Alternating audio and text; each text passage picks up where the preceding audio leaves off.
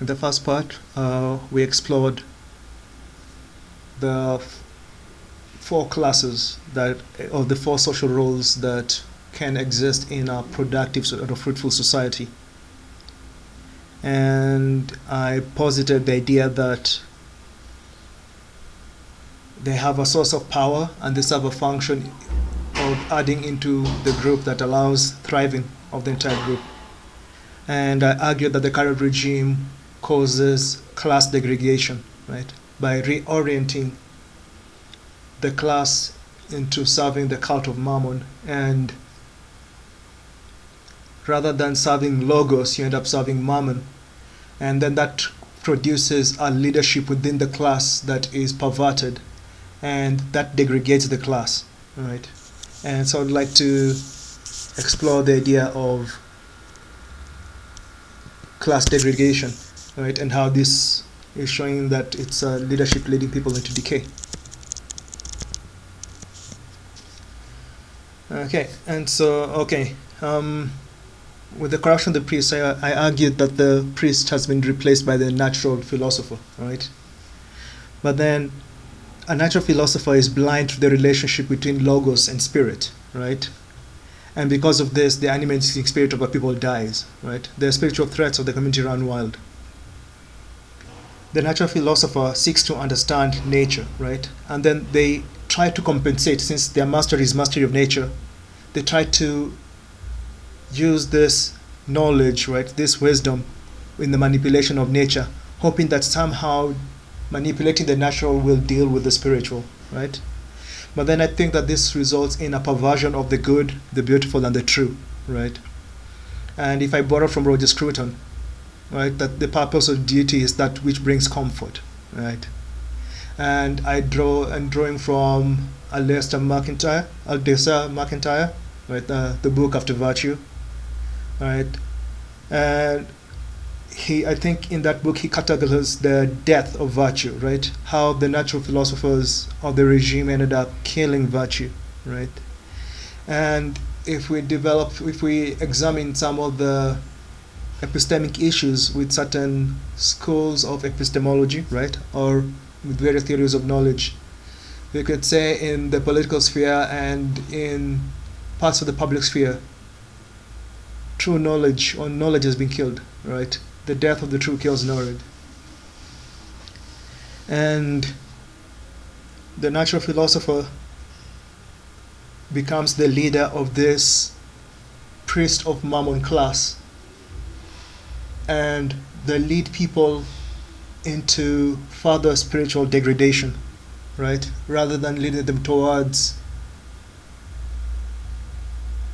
should say, spiritual vivification, right? And we find that there's also decay in the martial class, right, whereby mercenaries fight for material goods rather than for a spiritual ideal. And the managers that are put in charge of these mercenaries break the martial spirit of the men, right? Because they don't have the capacity to orient their charges into the horror of war, right? And you find that even since the martial strength, the martial power is being oriented towards material goods, the warriors end up being denied victory in war, right? Because the only function that they're serving essentially is to prop up merchants, right? To prop up trade.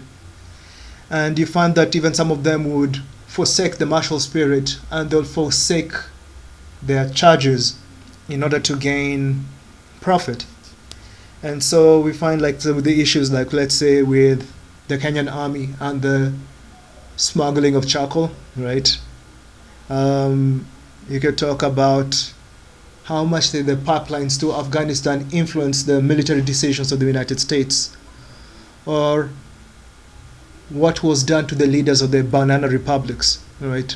Why is it that the resources of the United States was diverted purely to prop up their corporations or companies in other sovereign states, right?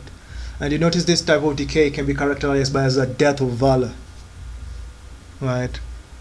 And I think, was it Evola with Metaphysics of War, when he talks about what the martial spirit is supposed to capture in a traditional sense.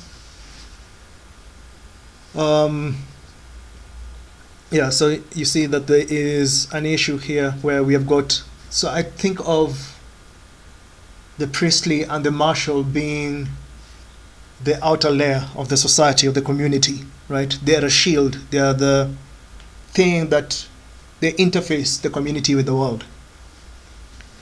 And when they're in decay, they blur the boundary that's supposed to shield the community with the world.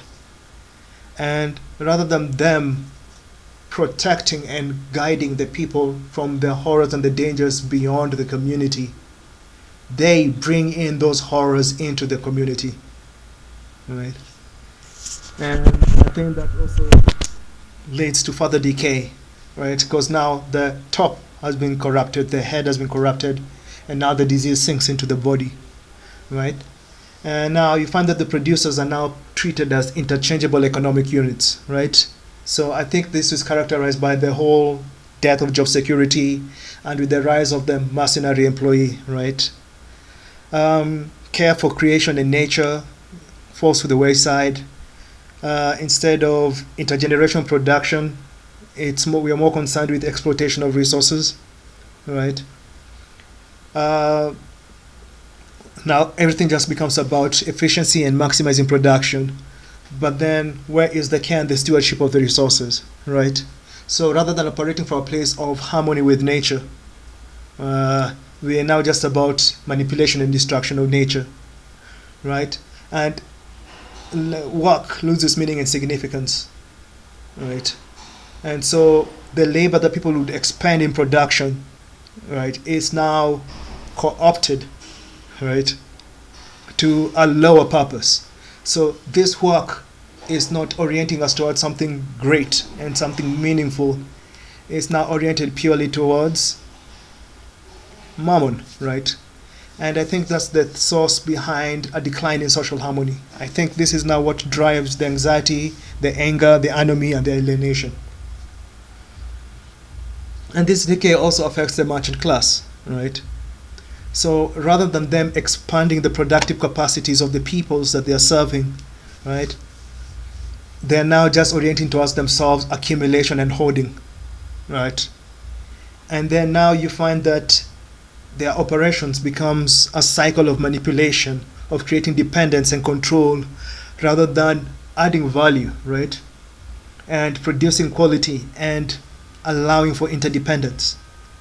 And instead of creating growth and conviviality between communities or between productive units, it now ends up just being about profit.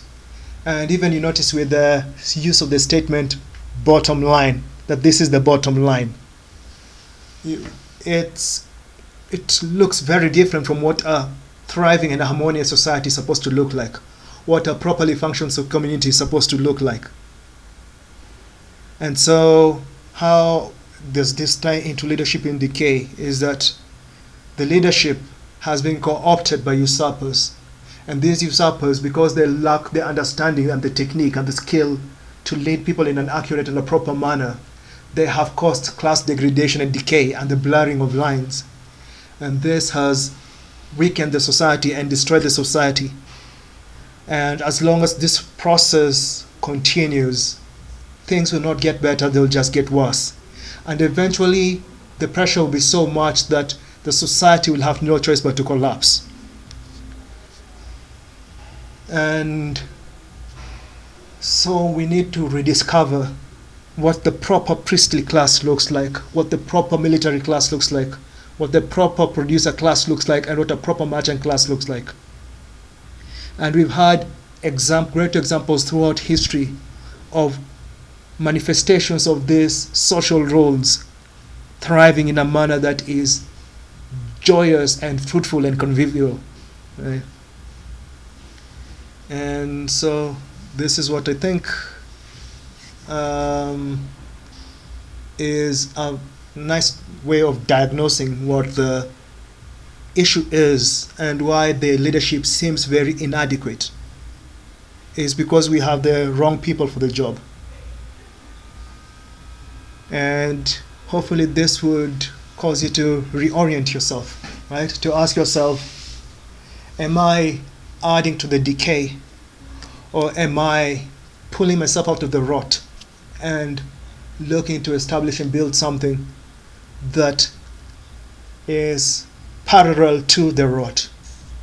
And so I think that the application of this, or if there's anything that you can pick out from this, is that you cannot put your hope in this current regime.